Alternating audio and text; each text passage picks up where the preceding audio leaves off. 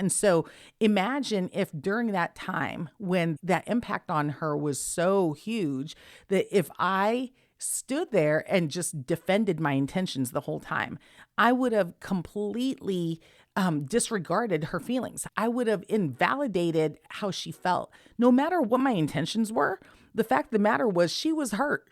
She was hurt. I don't know how I did it. I didn't mean to do it. I was so sorry it happened. But what was important at that time was for me to deal with the impact of my actions, even if I didn't mean to do it, because she was hurting.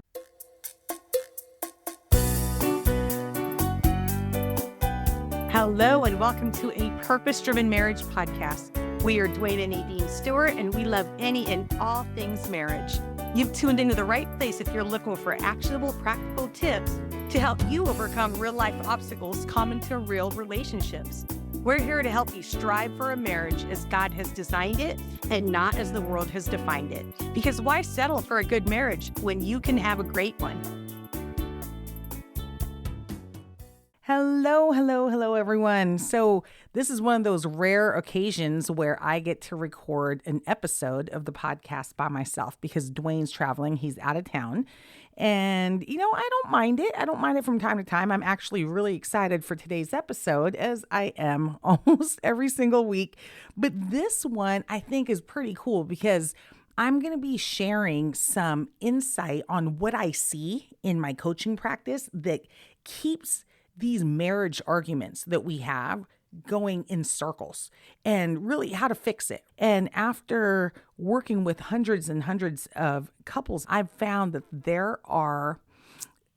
today we're going to talk about four. There are four common patterns that I've seen that have been the reason why many of these arguments keep going in circles.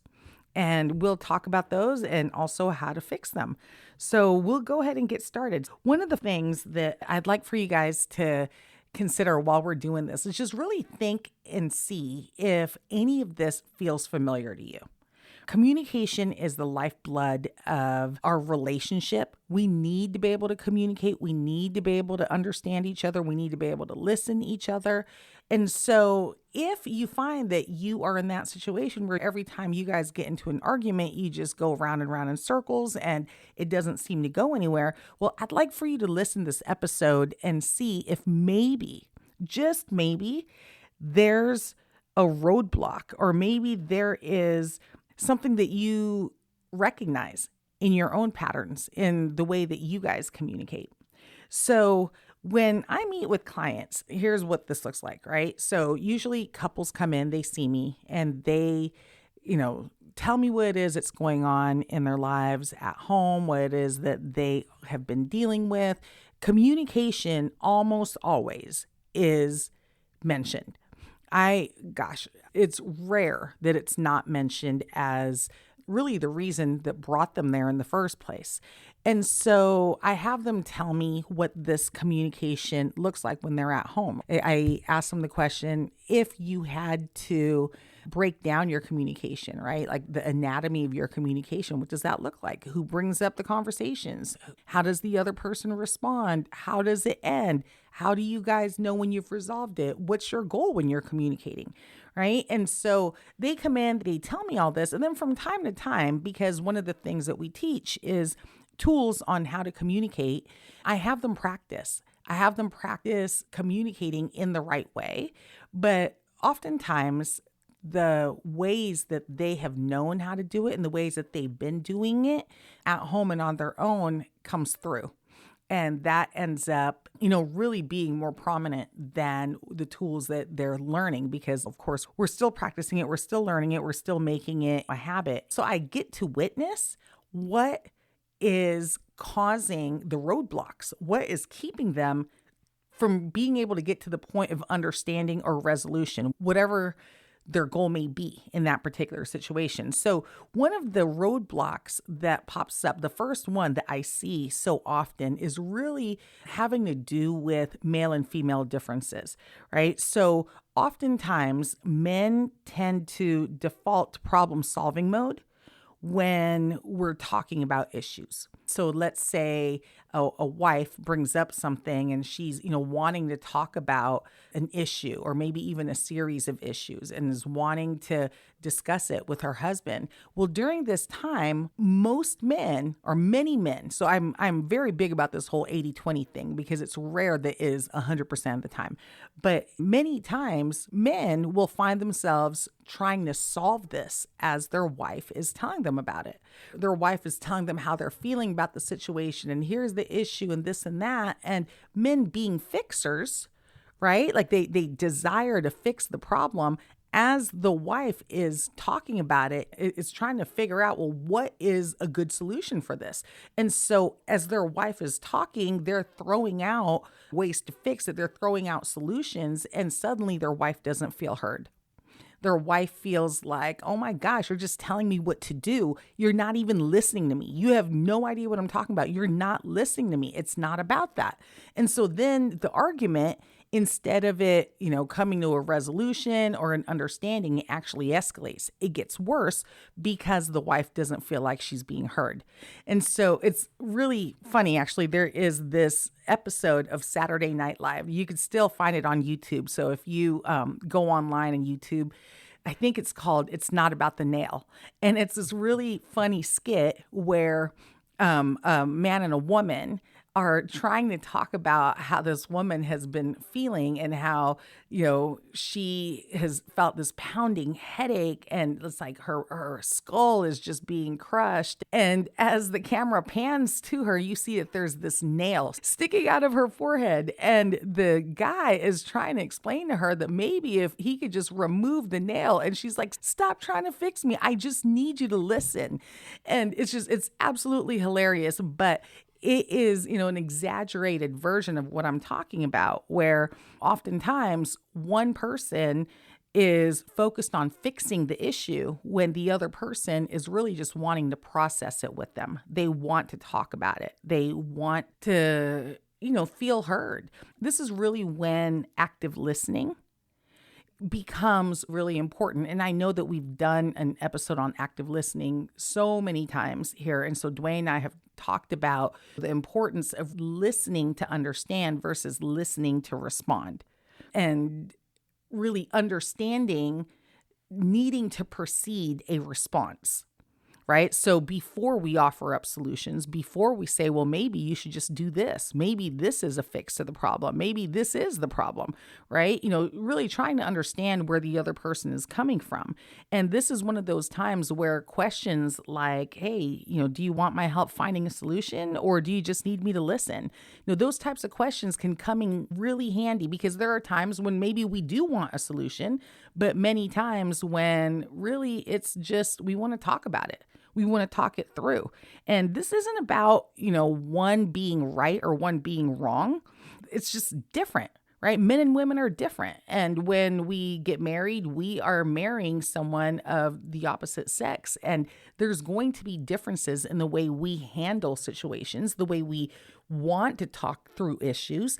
And that's okay. So it's about meeting each other's needs in the moment and really, taking the time to try to understand what the need is rather than just trying to fix the problem when the other person wants to process it or vice versa. Really trying to understand, okay, what is it that we're trying to do here so that we're both on the same page, right? So I'm curious, how many of us have found ourselves in that situation? I know I have. Right? Like I know that definitely is something that's happened between me and Duane where I'm just wanting to talk things through and he keeps telling me, well, you need to do this, you need to do that. And I'm like, I get it, but can we just talk about this? Like, I want to know how you feel about it. Can you give me some feedback? Right? Am I crazy for thinking the way I'm thinking? Am I crazy for feeling the way that I'm feeling? Let's talk about it. So we'll move on to the next one. So roadblock number 2, I am going to guess that this is something that has happened to all of us, right? I think it would be inaccurate to say, no, this has never happened to you or this has never happened to me because it is so common that it would just be a lie for us to say that this has never happened to us. And that is, we want people to judge us based on our intentions, right? Like what it is that we intend to do versus our impact. And so what I mean by that is, how many times have we said, no, that's not what I meant? Right? Or, one of the things that has happened with me and Duane is when he'd say a joke and I feel like it's at my expense and it hurts my feelings. And he's like, no, that's not what I meant. But he doesn't realize that that joke was like triggering for me. Or I don't like how, because he told that joke, now other people have decided to jump on also, and I feel bullied. And so it's hurting me. And then he could get frustrated because he's like, gosh, what would make you think that I would do something on purpose? I didn't mean to do that. I was just joking, right? So his expectation is that I should know him better. And I should know that his intentions are good. They're pure. He doesn't mean any harm by it. But the fact of the matter is, it did cause harm to me, right? And so we expect that people should judge us based on our intentions rather than impact. Right? Because the impact makes it personal to us. Here's an example.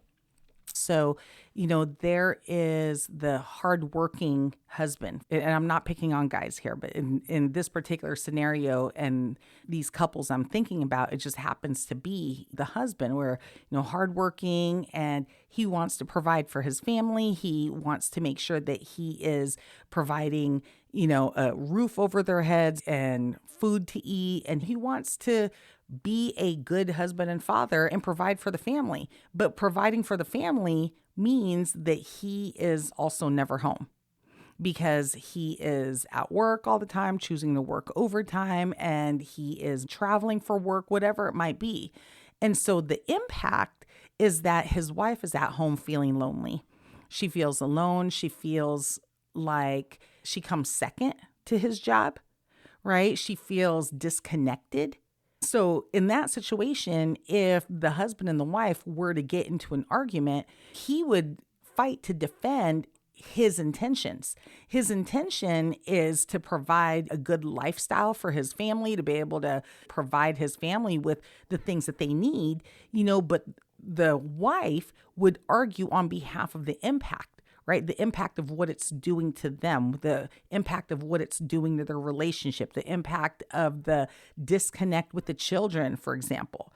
Right? And so oftentimes, I see this happen where husband and wife are arguing about something that they hold so near and so true to them that they are willing to go to the ends of the earth to fight for it because it makes sense to them, right? It makes sense that, hey, why am I getting persecuted when my intentions are good? So oftentimes we'll defend our intentions rather than acknowledging the impact, because to us, we weren't trying to do any harm by them, right? And so we can't help but get defensive. But rather than getting defensive, practicing validating our spouse's feelings first, trying to recognize the fact that there is impact no matter our intent. Our intent may be good, but someone has to live with the impact. How many times has that happened to us where we thought our intentions were so well-meaning and we didn't realize that our impact was actually so different from what we intended? I remember that happening. Now I look back on this, I think I was still in college, and it was actually not even with Duane, it was with my sister. And I remember I was leaving class and she was entering the same class. And I was introducing her to a friend of mine. And during that introduction, I decided to make light of the situation and tell a joke. And I was wanting to tell the joke to make my sister feel comfortable around this friend, because my sister was, a lot more shy. She was more of an introvert at the time. And so she, didn't have as many friends. And so I wanted to lighten the situation. And so my intentions were so good. I even thought it through. I took the time to think, what, if I just make my sister laugh, or I make this person laugh, like it'll break the ice and then they can be friends because they're in the same class. Like, this is great. This is fantastic. My intentions were so well-meaning.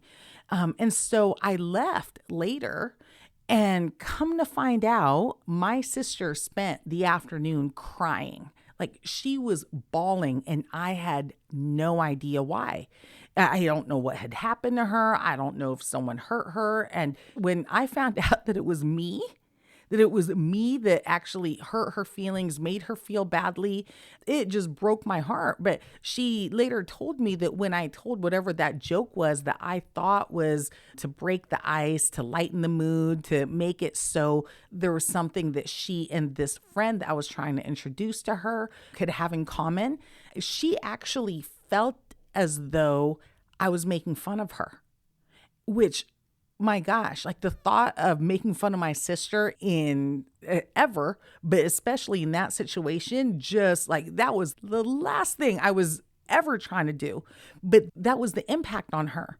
So she spent the afternoon, she was so embarrassed. She cried. I mean, she was just so hurt and mortified. She couldn't believe that I would tell a joke at her expense, which again, was never, ever my intention. And so imagine if during that time when that impact on her was so huge that if I stood there and just defended my intentions the whole time, I would have completely disregarded her feelings. I would have invalidated how she felt. No matter what my intentions were, the fact of the matter was she was hurt.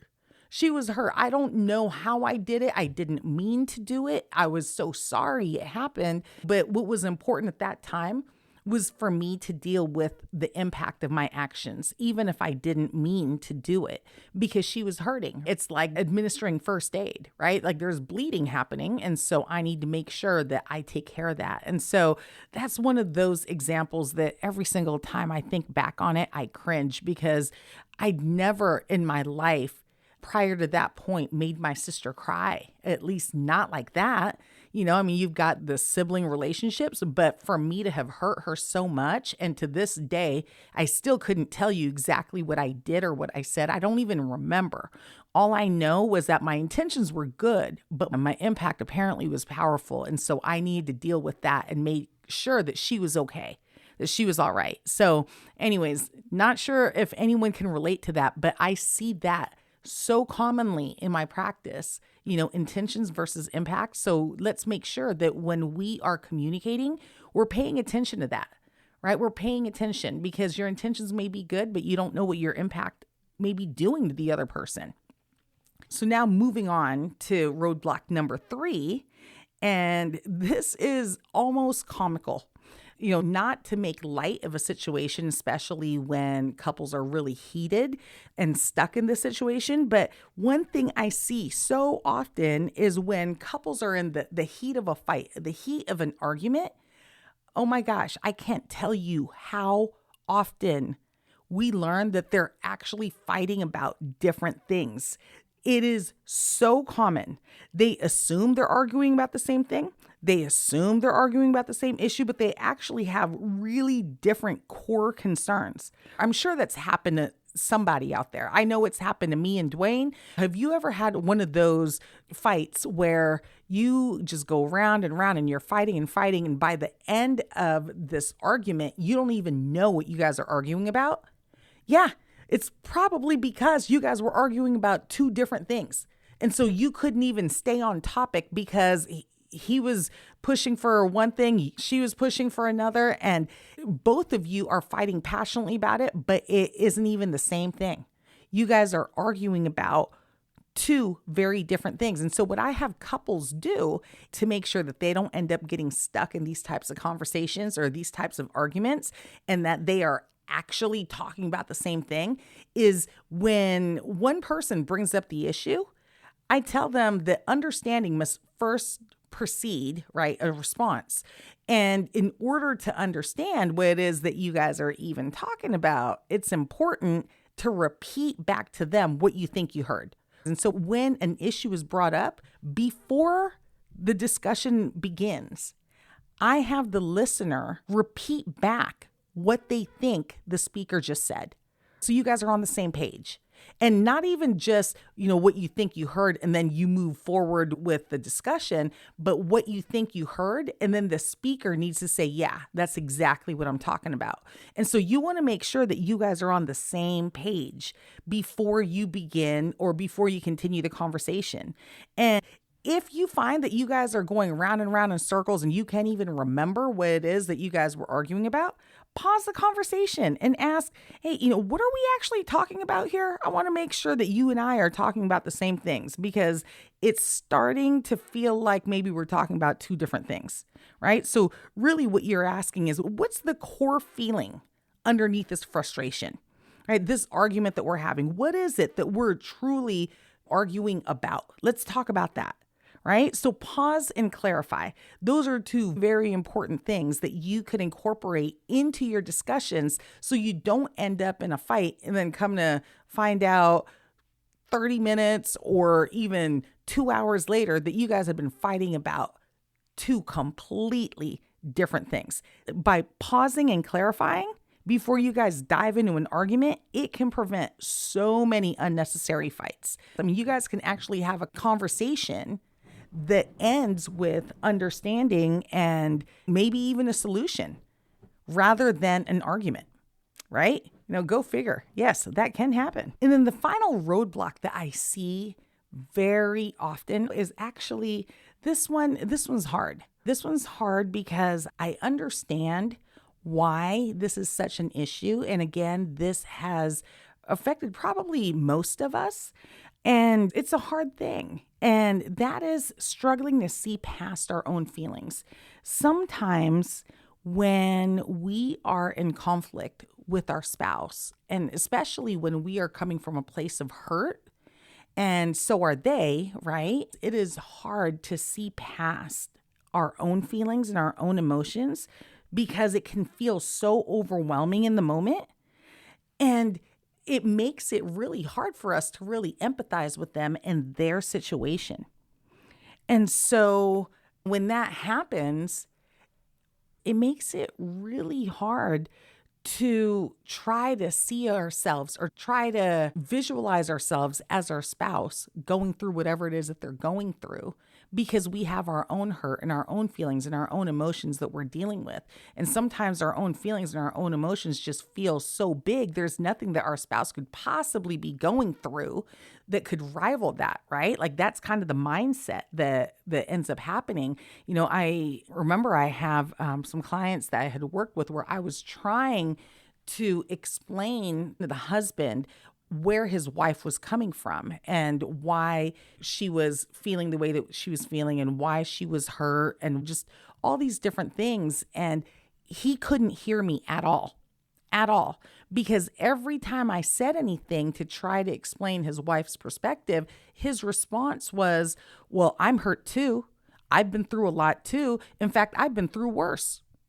Right? And so it's hard to really empathize with someone when you're feeling that you are more wronged, you have had a more difficult set of experiences, that your feelings matter not even just as much, but in this case, maybe even more, that their feelings are not warranted because you've had to go through harder. It's like you're one-upping one another.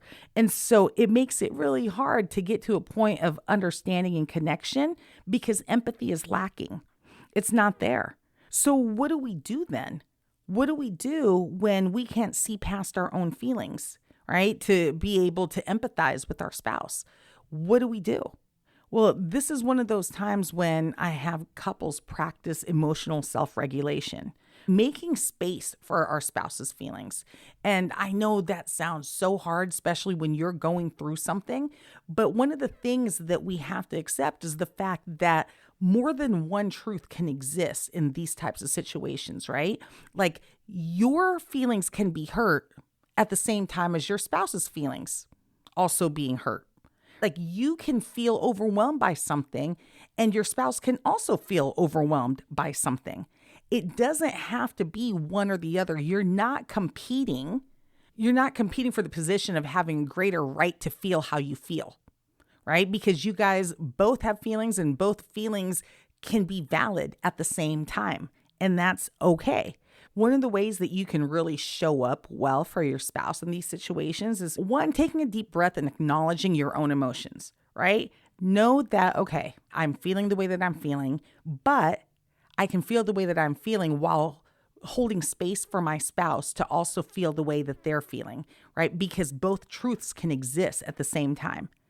I can accept that, yes, I am overwhelmed, but I can hear them out as well. And so holding space for one another is so helpful in a relationship, making it possible for both of you to be able to feel whatever it is that you're feeling and not have it be where you feel like you're in competition with each other. Like, it's okay.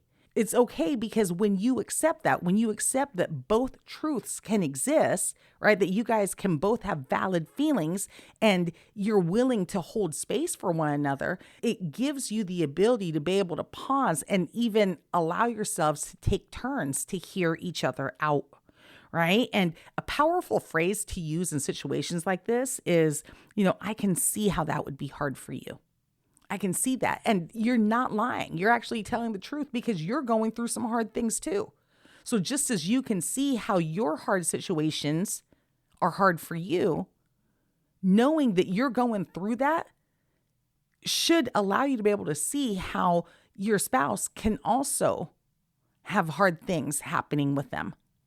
Right? And so really just taking a moment to recognize that we're all human and we're all capable of struggles. We're all capable of having our own feelings. But in a relationship, it is so critically important that we hold space for one another so that we allow each other to have our feelings and not feel like we have to be in competition to see whose feelings are more valid. And if we can do that, it will make for more productive conversations rather than heated arguments. So here's the thing. Communication is a skill. Very few people are just natural born good communicators.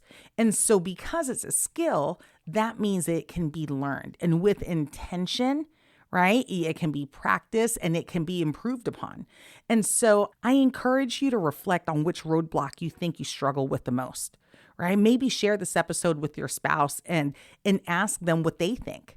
Did you even know you struggle with any of these roadblocks? Maybe you didn't know they were a roadblock to begin with, but now you do, right? And so now you can work to eliminate them together so you guys are having more and more productive conversations as opposed to having arguments that just keep going round and round in circles, right?